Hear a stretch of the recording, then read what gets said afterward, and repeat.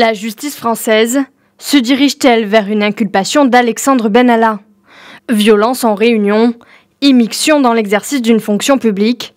Voici les deux chefs d'accusation retenus à ce jour contre Alexandre Benalla, ancien adjoint du chef de cabinet de la présidence, et Vincent Crasse, réserviste de la gendarmerie comme lui, employé par le parti présidentiel La République En Marche d'Emmanuel Macron.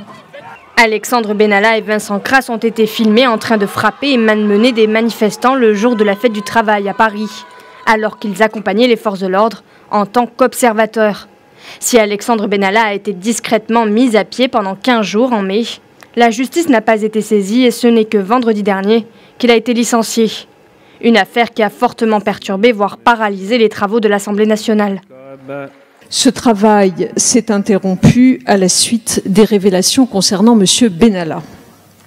Je le regrette profondément parce qu'il y a, je crois, dans le projet du gouvernement et dans les amendements qui ont été adoptés au cours des débats en commission, des propositions extrêmement positives pour le renforcement de notre démocratie. Outre Benalla et Crasse, 3 policiers haut gradés soupçonnés d'avoir transmis à Benalla des images de vidéosurveillance devaient également être présentés à un juge d'instruction, en dépit de révélations en chaîne dans ce dossier, notamment sur les avantages accordés à Benalla, comme un logement de fonction dans une dépendance du palais présidentiel de l'Élysée, ou encore un badge d'accès à l'hémicycle de l'Assemblée nationale. Le chef de l'État est jusqu'ici resté silencieux.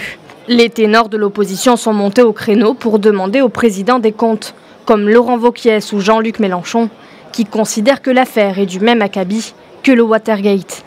Le premier à donner quelques explications devrait être le ministre de l'Intérieur Gérard Collomb, attendu lundi devant la commission des lois de l'Assemblée.